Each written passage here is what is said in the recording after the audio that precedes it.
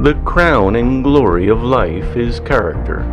It is the noblest possession of the individual, constituting a rank in itself and an estate in the general goodwill.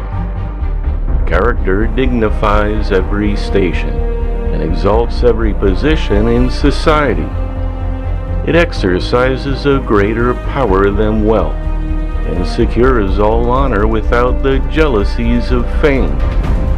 It carries with it an influence which always tells, for it is the result of proven honor, rectitude, and consistency, qualities which perhaps, more than any other, command the general confidence and respect of one's fellow citizens. Character is human nature in its best form. It is moral order embodied in the individual.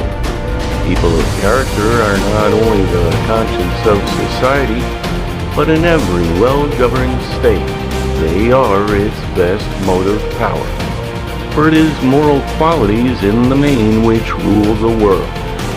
Even in war, Napoleon said, "The moral is to the physical, as 10 to 1.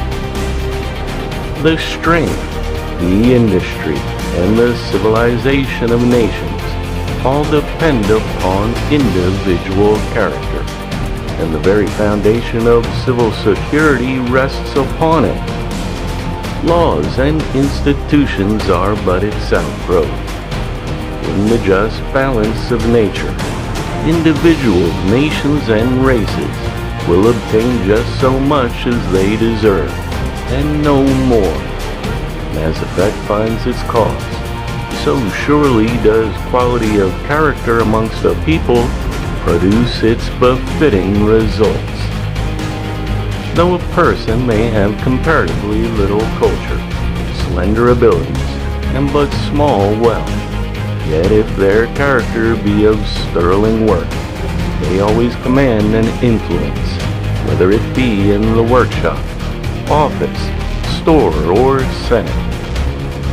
British Prime Minister George Canning wisely wrote in 1801, "My road must be through character to power.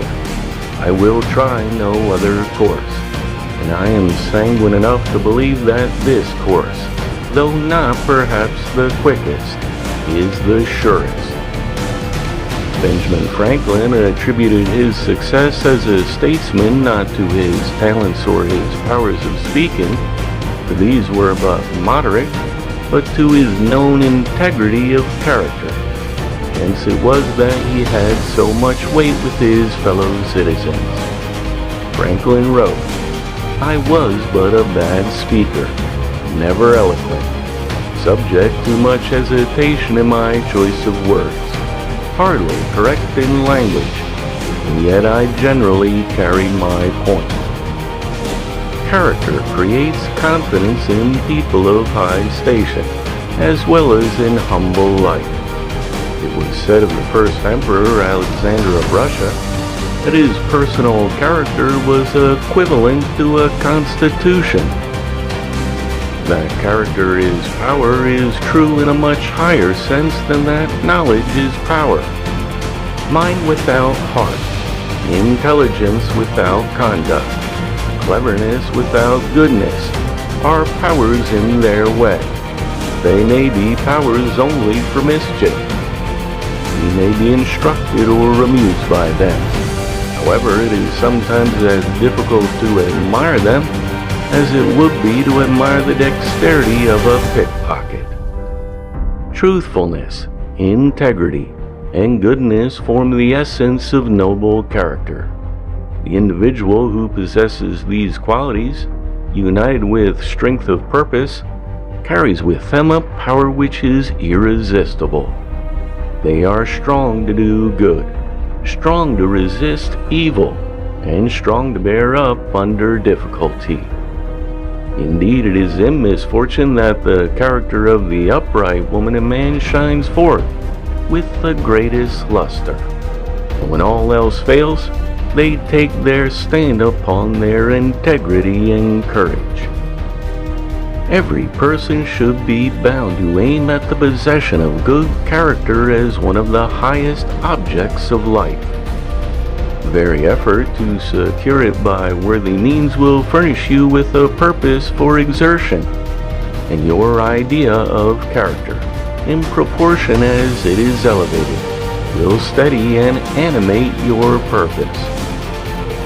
It is well to have a high standard of life, even though we may not be able altogether to realize it.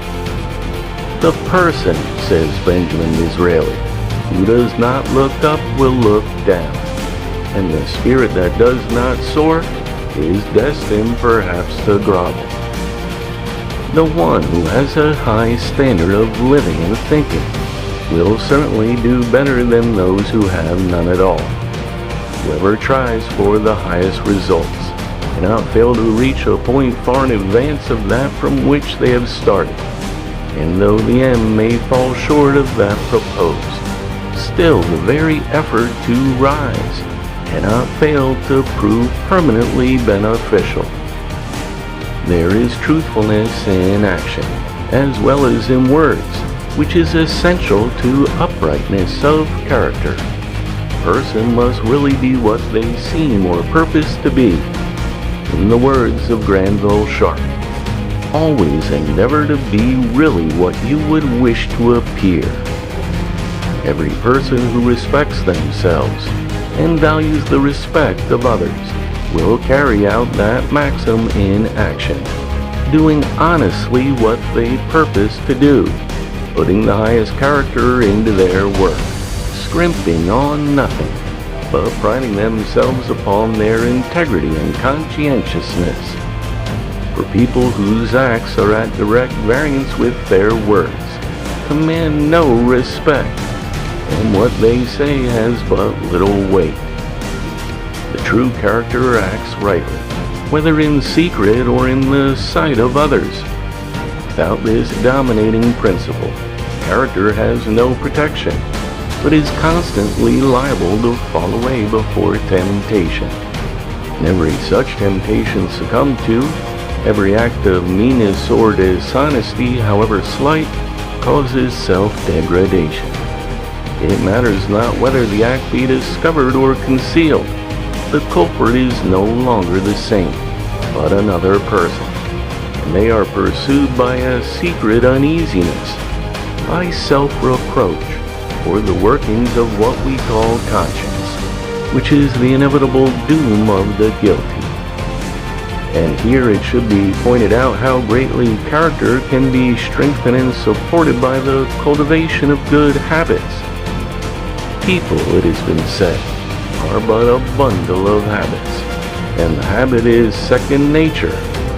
Hence the necessity for the greatest care and watchfulness against the inroad of any bad habit. For the character is always weakest at that point at which it is once given way, and it is a long time before a principle restored can become as firm as one that has never been moved.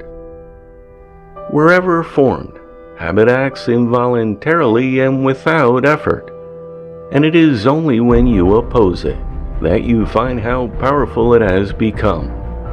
The habit at first may seem to have no more strength than a spider's web, but once formed, it binds us with a chain of iron. The small events of life, taken singly, may seem exceedingly unimportant, like snow that falls silently, flake by flake. Yet accumulated these snowflakes form an avalanche. Self-respect, self-help, application, industry, integrity, all are the nature of habits, not beliefs.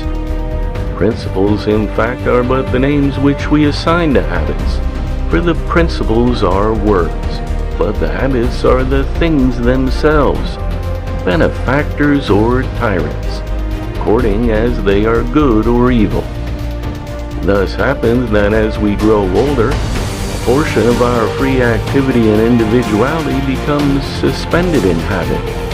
Our actions become the nature of fate, and we are bound by the chains which we have woven around ourselves. It is indeed scarcely possible to overestimate the importance of training young people to virtuous habits. In them they are the easiest formed, and when formed they last for life. Like letters cut on the bark of a tree, they grow and widen with age. Even happiness itself can be habitual. There is a habit of looking at the bright side of things, and also looking at the dark side. Dr. Johnson said that the habit of looking at the best side of things is worth more to a person than 1,000 pounds a year.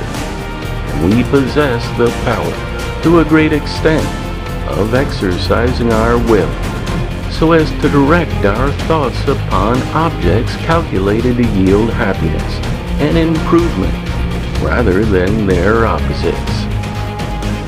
This way, the happy thought may be to spring up like any other habit, and it must be said that a good temper and a happy frame of mind is perhaps of even more importance in many cases than to perfect oneself with much knowledge and scholarship.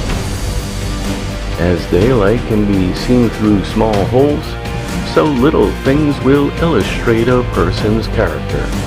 Indeed, character consists in little acts, well and honorably performed, daily life being the quarry from which we build it up and rough-hew the habits which form it. One of the most marked tests of character is the manner in which we conduct ourselves toward others. A graceful behavior toward superiors, inferiors, and equals is a constant source of pleasure.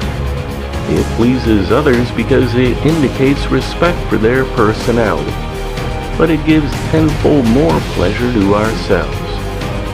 Every person may, to a large extent, be a self-educator in good behavior, as in everything else. You can be civil and kind, if you will, though you have not a cent in your pocket. Gentleness in society is like the silent influence of light, which gives color to all nature. It is far more powerful than loudness or force, and far more fruitful. It pushes its way quietly and persistently, like the tiniest daffodil in spring, which raises the clod and thrusts it aside by the simple persistency of growth. Even a kind look can give pleasure and confer happiness to others, if we but choose to do so.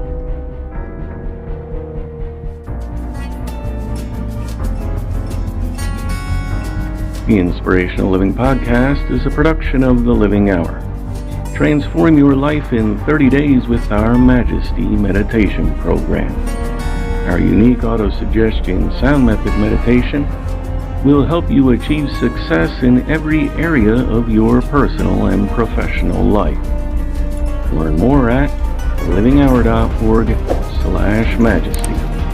To get 30% off the $11.99 purchase price, use the coupon code INSPIRATION.